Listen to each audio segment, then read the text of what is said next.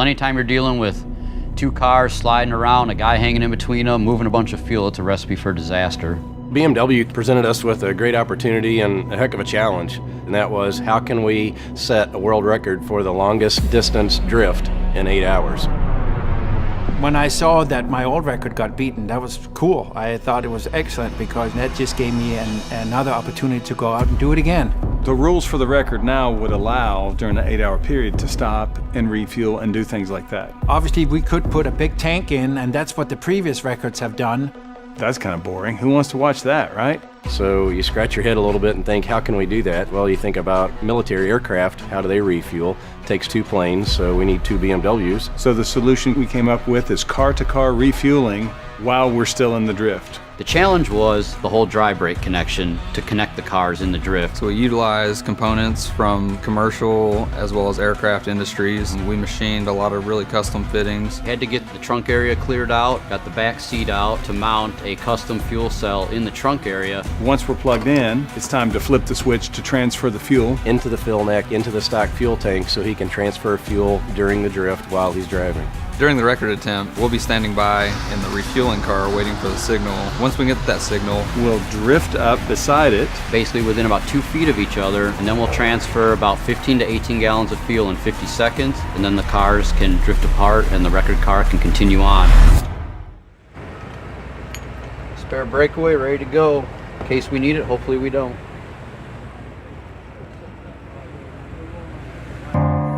So we'll drift up to him, and then once I get there, we'll slow it down, and then we'll come out and disconnect it. And I'm pretty far back. I'm trying to catch up to you. I'm going to catch up to you here. You just keep doing your thing. All right, yeah. Got a little comfort in here. All right, yep. Let's back out. I'm gonna leave the pad. Yeah, I'm out.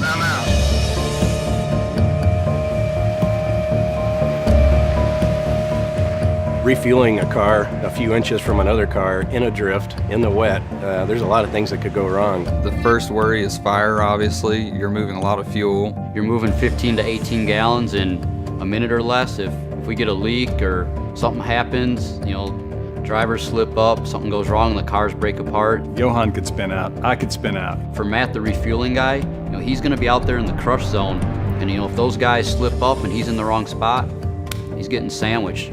There's a little bit of risk there, but that's what makes it exciting.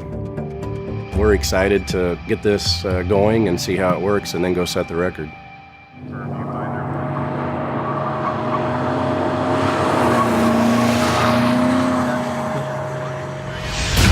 We have commenced drifting.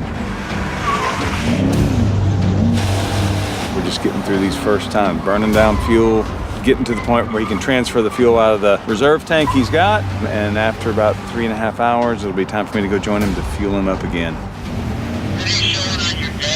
Very low. Okay, good. Run that transfer pump then. Copy. 30 minutes away from refuel. That part, just you sense anything, you feel like the angles are starting to just unplug it. Copy. We got it.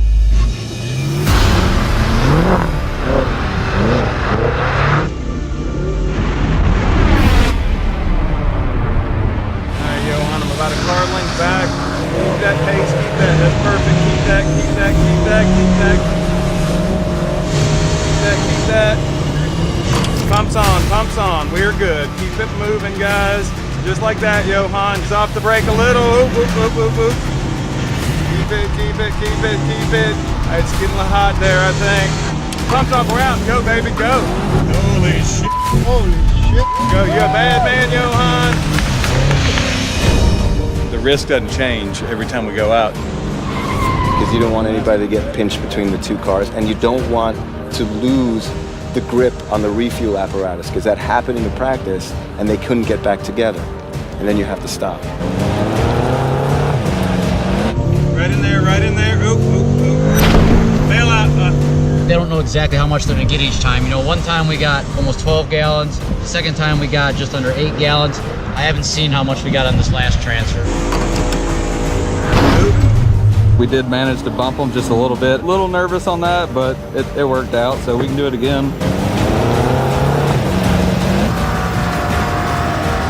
Woo-hoo, that's what I'm talking about.